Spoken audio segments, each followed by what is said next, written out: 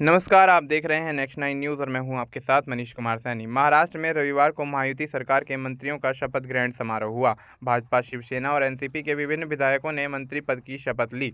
हालांकि इस बीच केंद्रीय मंत्री और भाजपा के सहयोगी दल आरपीआई के नेता रामदास अठावले ने महायुति सरकार में मंत्री पद न मिलने पर नाराजगी जाहिर की है। उन्होंने कहा है कि हमें नेग्लेक्ट करना सही नहीं है। साथ ही आपको बताते चलें कि रामदास अठावले ने इस मामले पर और क्या कुछ कहा।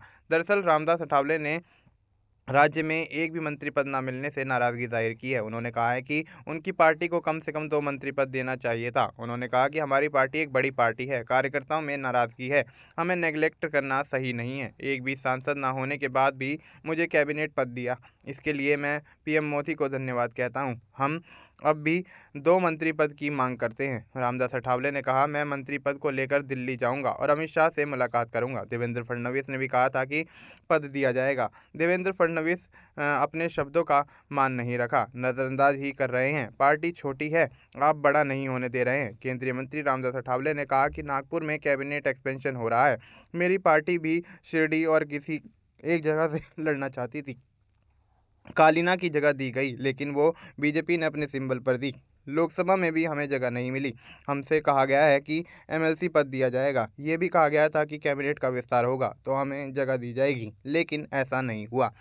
परभणी में हुई घटना पर रामदास अठावले ने कहा कि पुलिस की पिटाई के बाद लड़के की मौत हुई है। कार्यकर्ताओं ने जानकारी दी है कि परभणी में हुई घटना को लेकर कल आरपीआई की तरफ से भी कल महाराष्ट्र बंद की घोषणा की गई है।